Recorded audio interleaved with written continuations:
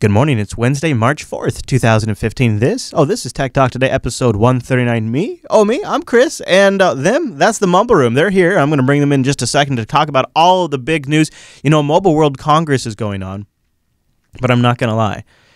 Apple kind of sucks some of the air out of the room when they announced their watch event. A lot of the news coverage, even when they're talking about Mobile World Congress, is now talking about the Apple Watch. It's been very obnoxious. So I've waded through a lot of the crap, and I pulled out something pretty interesting. And so we're going to start today with the hardware. Then we're going to get a little future hardware, Steam machine style hardware. I think we actually have an announcement date for the Steam machines. Some good news for Pebble. And then I want to discuss with the Mumble Room the dismantling of Google+. Did you catch that? Google Plus, actually sort of unofficially, is going to be dismantled. And we're going to talk about why I know that and why it's not really being talked about in that context too much and what it's going to mean. It's huge if you're a Google Plus fan. We also have a few other things to cover. So, like I said, let's get started by bringing in that Mumble Room. Time-appropriate greetings there, Mumble Room. Hello. Hey. Hello. Good morning. Hello. All right, guys. So let's start with a little hardware first, and then we'll get into some future hardware. But NVIDIA has announced a $200 Shield set-top box. So you're familiar with the Shield tablets, of course, and also the Shield handset that I actually own and my kids actually really like. But this is something different. This is going to be something you hook up to your TV, and it's going to support 4K. They're calling it the world's first 4K Android TV. It's able to stream and locally run 4K content to your fancy new 4K television. It uses a bleeding-edge X1 chip from NVIDIA, the most powerful mobile processor NVIDIA's ever made, they say. It's going to push 4K content via HDMI out back and pull down 4K content via gigabit Ethernet. If you need extra storage, because it's only going to have 16 gigs internally, which is 14. I mean, for 4K, that's probably one movie. It's got micro SD though, and it also has a USB 3.0. Actually, two of them for external hard drive storage. The Shield also has voice control, sort of like the Amazon Fire TV, where it has a little microphone and the remote that you hold down and then do voice control. There's a bunch of big games that are getting ported solely for use on NVIDIA Shield: Borderlands, the pre-sequel, Doom 3, BFG Edition, The Talon's Principle, and Metal Gear Solid Revengeance, and more. Looks like Arkham Asylum and a couple other ones, too. So, it's a set-top box from NVIDIA, powered by Android, to play Android games, and as a Shield owner, I will say they have had some success with that. There are some compelling games, but not enough. Here's where it gets interesting. NVIDIA also has been announced, also for a long time, has been beta testing their grid system. If you remember OnLive, it's like OnLive, only powered by NVIDIA, and probably a little bit better built. And so Grid's been in beta for a while. Well, they announced that Grid will be coming out soon, and there's going to be two types of subscriptions to the Grid service. And you've probably already guessed it, Grid's going to tie in with the set-top box. So the first type of subscription is a free one, which enables paid games and rentals and purchases where you can just buy games and stream them. There's also going to be an all-you-can-play subscription model. The service will launch alongside the console. That will come out later this year. And one version of the stream will run 1080p, 60 frames per second, they say. So that's not bad. So the device will cost under $200, and if you get the all-you-can-eat model, they might eventually be including the hardware with it. Game streaming is coming back, and NVIDIA is serious about it. And they also, even if you just want a 4K entertainment system, maybe you want to put Plex on this thing, because again, it runs Android. And then you could play 4K content. $200 4K gaming console by NVIDIA. Anybody interested? Maybe it's a decent competitor to the Amazon Fire TV. Yeah, absolutely. I mean, it is compelling, and I am definitely interested. Yeah, I want to see like what the App Store, like if they had just the full Play Store on here, which it doesn't say in this Engadget article that I have linked in the show notes. Maybe another article out there does. The Shield does. My handheld Shield has the full Play Store. So if the set-top box had the full Play Store, it might be worth something to me. I mean, to be honest with you, that because then that means I could easily just go get Plex. I could even get Kodi, and I could get all of my Play games that I already own, and maybe the ones I already bought for my Shield. Yeah, okay, you know what? $200 if it has a super fast GPU, does 4K content. I mean, what else am I going to do if I need 4K too? So it's interesting. I don't think they're going to sell a lot of them. But go for it, NVIDIA. Make it competitive. And boy, does it make the Apple TV just seem ancient now. Wow. And my Roku, too, to be honest with you.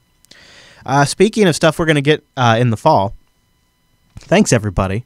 Boy, tease it out for us.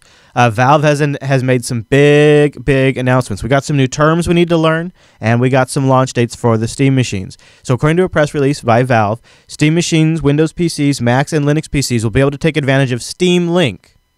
Steam Link. Now, that's what we're calling that streaming technology that I've demoed on the Linux Action Show before, that allows you to start a game on one PC on your LAN and stream it to another game. So you could run a Windows game and stream it to a Linux box. Or if you had a Linux box hooked up to your TV, it would be a good way to get, some Windows games to your TV without having to move your Windows box out into the living room. So they're going to call it Steam Link. It says it'll support 1080p at 60 hertz with low latency. I don't know if they mean 60 hertz or 60 frames per second, but the article says 60 hertz. Steam Link will be available in November, and it'll be $49.99. Available with a Steam controller for an additional $49.99 in the U.S. They'll have pricing for the rest of the world closer to launch. Now, wait a minute. Steam Link? Is this a dedicated piece of hardware they're talking about? It sounds like it.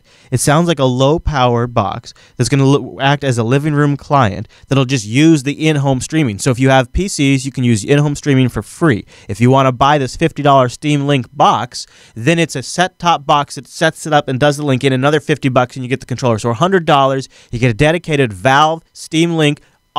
You gotta believe it's running Linux, right? A tiny Linux rig that does the streaming from your remote PC. So $50 just for that if you want to. If you have an existing like Xbone 360 controller you want to use, $100 if you want the special Valve nipple controller, and then you have a streaming. So here you have NVIDIA on one end doing their grid system, and now you have Valve on the other end saying, yeah, you could stream from the grid, or maybe you just want to stream over your local network.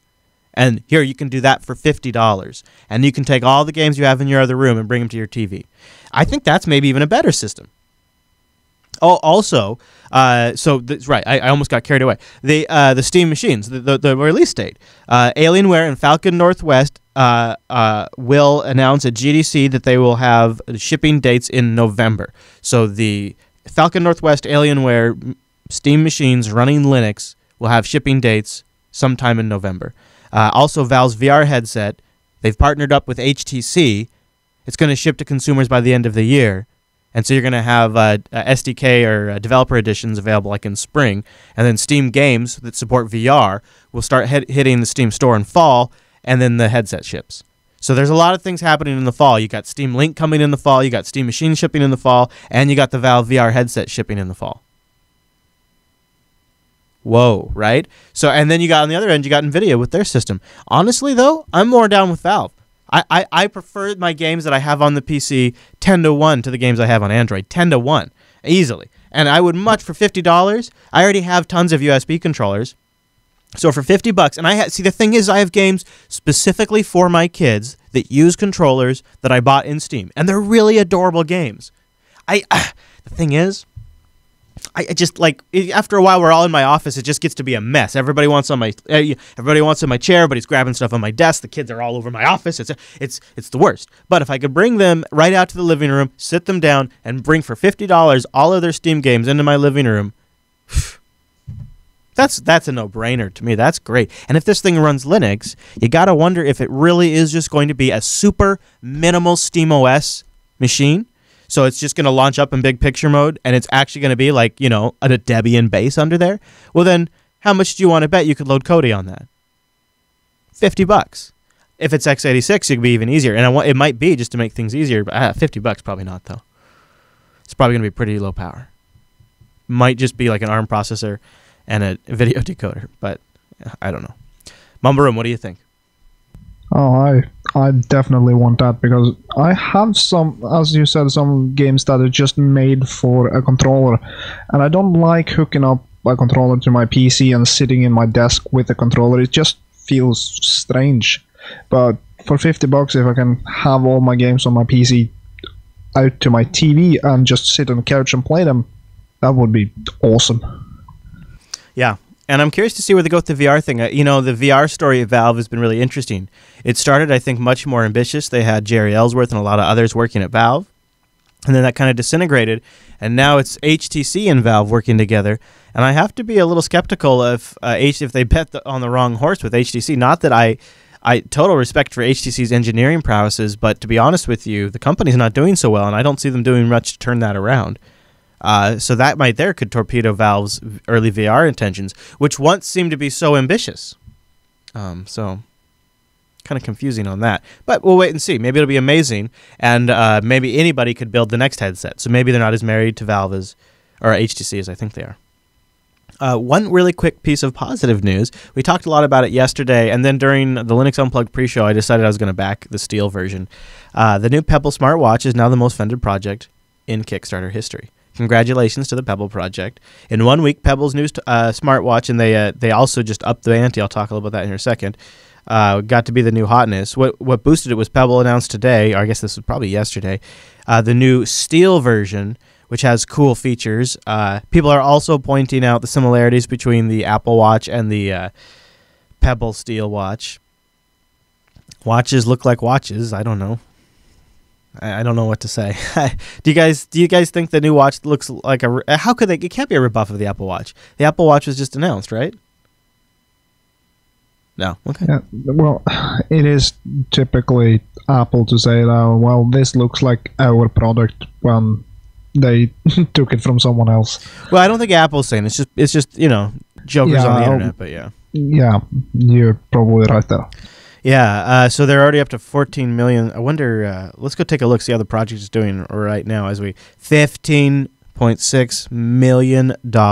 I backed it too. I got the entry-level Steel one because I want to give it a review here on the show and on last. And I mean, hell, the damn thing runs Linux. Now I can say my wrist runs Linux. Oh my gosh! Anyways, once I get it, I don't know when that will be. All right, let's talk about the death of Google+, or maybe the dismantling. Have you guys heard about this? Google Plus is in the process of kind of being split up.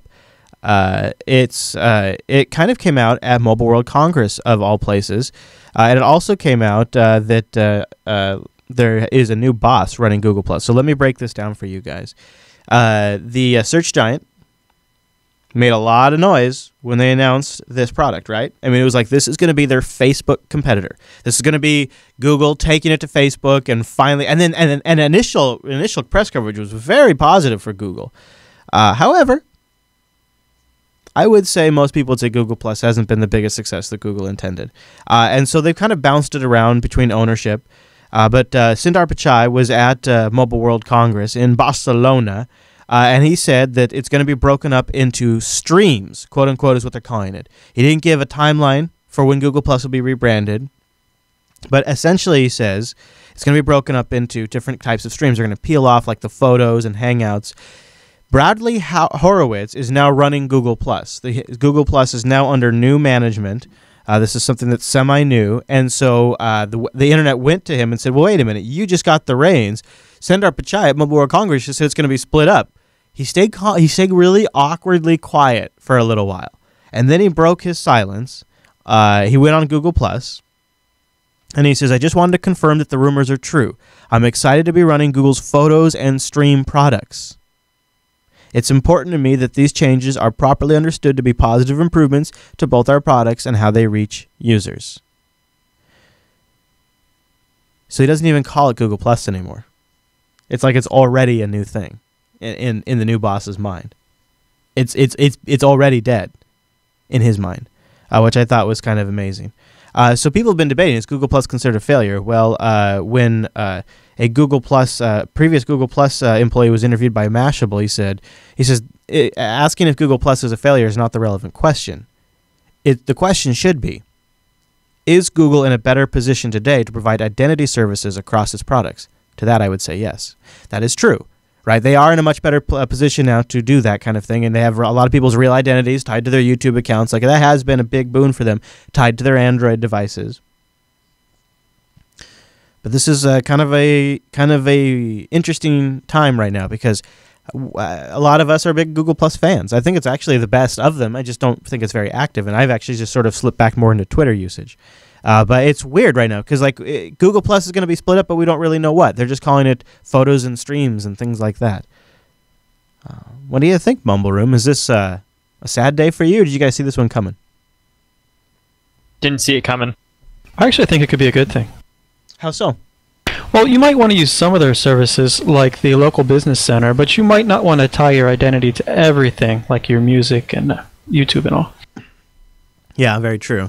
And their Photos product is pretty good. I like the Auto Awesome. I like the Auto Backup. You know, that's nice. I wish it wasn't Google because it's creepy, but it is a very functional service. So Photos, breaking off Photos, and Photos is the first thing that ever made me want to actually pay for drive storage.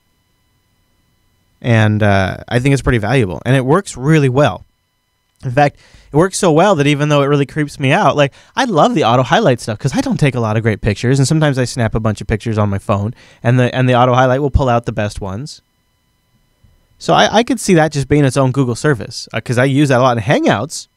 Hangouts could easily be its own product. Hangouts, if it wasn't, I mean, Hangouts is the best things about Google Plus. So yeah. I could see them wanting to make that independently strong. The fundamental problem with Google Plus is that it was forced on users of all their other services. Yeah. While Facebook people stood in line to sign up for them, which is maybe the better way to go. Yeah, I could see that. I think also, Google Plus, it was sort of obvious that it wasn't really taking traction when big things would happen. Really big events would be going on, and you go to your Google Plus feed, and there'd be nobody talking about it. But you go to like Facebook or Twitter, and that's all it's about. And it was obvious that what that meant is when people wanted to talk about something that was happening, they weren't going to Google Plus. When people were going to Google Plus, they were posting their pithy blog post that shows how smart they were, or their amazing photos they took with too much HDR, or their provocative poll. That's when people go to Google Plus, or their animated GIF. That's why they go to Google Plus. When they wanted to talk about something that was breaking, like a celebrity death or a news event or something on TV, they go to Twitter or Facebook. And Google just never broke through that. I think, first of all, I hate to label it like this, but Google just doesn't quite design things quite right. It's a little complicated and it's a little awkward. And then, I don't know, they tried to fix it up when they introduced the Betty White space layout, but it still just hasn't really done it. And it's also very heavy. Like, this sounds really stupid, but one of the reasons I stopped going to Google Plus is because on my new XPS 13 laptop, it's a high DPI display. So everything has to be zoomed in my browser at 200%. Well, out of all of the web pages that I go to, and I go to a lot of web pages for reading, for show research and just whatever, or social networks, whatever. I go to Facebook, Twitter, all of them, right? The one that, out of all the sites I visit, the one that legs my XPS down and makes my fans turn on is Google Plus. And I don't know what it is. I don't know why. Like, if I accidentally leave Google Plus up for a while, it makes my machine warm. So like sometimes on some computers, I just don't even go to Google Plus anymore. And I know that's weird. That's a weird. My point is, it's whatever they're doing. They do very complex code or whatever it is. Maybe it's all the GIFs on there, all the Flash. I don't know what. Facebook doesn't even do that, and Facebook's a mess. Google. And I also don't, when I think of sharing things with people, I don't think of Google. I think of YouTube, maybe. I just wish they hadn't trashed the comment system on YouTube in an attempt to get us all to use Google Plus, because as a content creator, our comments have never been the same. We don't get less trolling, we just get less engagement. I mean, we would used to get 30 or 40 comments on a show, we'll now get 9 or 10 comments. The shows aren't getting less views. I got a question. Yeah. Even though if Google's going to streamline this and cut it off into pieces, so do we have a guarantee that we'll be able to sign up for just one service, or do we still have to sign up for all of them? No, I think that is the idea. I think that you'll just sign up for one of them. They'll probably all use like Drive as the back-end storage, so there'll be more centralization than there has been traditionally, but you can just get photos, I think. Who knows? They are not telling us anything. They do not have a message yet. We have to wait and see. They haven't even officially said anything. For all we know, the Google Plus social stream itself is going to remain. They'll just let it go because why not? We just collect data points on it. There was one more point, though, that I thought was interesting. They say that where did I find this article? I think it was on Mashable. Let me dig through this Mashable article real quick, because I think there was an article in here, in this part, there's a paragraph in here, I'm sorry, that talks about, no, I don't find it, but I guess they've had a mass exodus. Like, they've gone down from like 1,000 employees in the Google Plus division to a few employees. That's rumors. Oh, it was on TechCrunch. That's where I saw that. TechCrunch is rumoring that Yeah, they say, we've also heard, but not been able to confirm, that there's been a lot of attrition at Google Plus amid some low morale. At the time of Gundetra's departure, there's been between 1,000 and 1,200 people working on Google Plus. A source estimates that around half the team is gone. There we go, that's what it was. Although there has been some staffing up in Photos and Hangouts. We'll have to watch and see what happens, guys. We don't really know at this point, and Google is not saying anything. But the Death Watch officially, as of 1:39, begins. We'll see what happens. March 4th, 2015, the Death Watch begins. Not to end so gruesome, I actually think it's okay. I think it's actually going to be better because it divides too much attention anyway, so people can focus more now. And this will be a good thing once it's all... whatever happens, it'll be a good thing. Maybe they'll put more money and efforts behind their Photos product, which is already pretty good, and Hangouts already pretty good. So if instead of funding Google Plus or putting a lot of development behind just this Google Plus nebulous thing, they can assign money, funding, developers, whatever, to those specific things, and they get even better, Google's going to have some seriously competitive products that are going to continue to kick some Skype rear end and keep them competitive too. Super happy about that. So there you go. Hey, you know what else I'm happy about?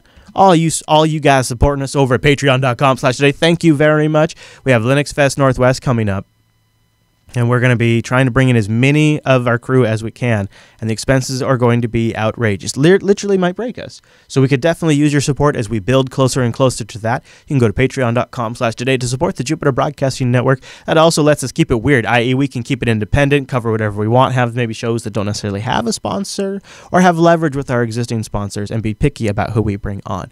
You bring all of that to the plate. That makes you the boss. Patreon.com/today. Thank you guys very much. All 458 of you. I truly, sincerely appreciate it. Hey, Mumbleroom, I really appreciate you being here as well. You are the small minority that actually manages to tune in live or join me even the smaller group in that. So you guys are really great. I also appreciate the chat room because you can come over here and bang, suggest away, interact with us as we go, and make the show even better. And then last but not least, if you can't join the fun live, we do have the subreddit, techtalktoday.reddit.com. That's another great way to contribute to the show. All right, so I have some weird off-the-wall commercials. This one's an IBM commercial. I don't know how much verbalization there is because it's a riff on Charlie Chaplin. Do you know who that is? If you don't know who that is, oh, man. I mean, I don't know. Just Google it. It's not. Anyways, just watch this commercial. This is IBM back in the day selling it Charlie Chaplin style. See you tomorrow, everybody.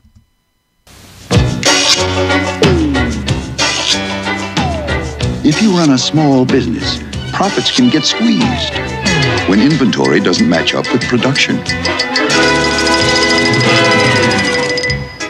What can help is a visit to an IBM personal computer dealer. Once you've explained the kind of help you need, a computer expert will show you the system that's right for you, show you how simple it is to get started, and how IBM's easy-to-follow instructions and library of business and management software can help you solve your problems and give you a tool for modern times. The IBM personal computer. Not only can it help you plan ahead, it'll balance your books and give you more time to make dough. And the cost? That's the icing on the cake. Your own IBM personal computer. Try it at a store near you.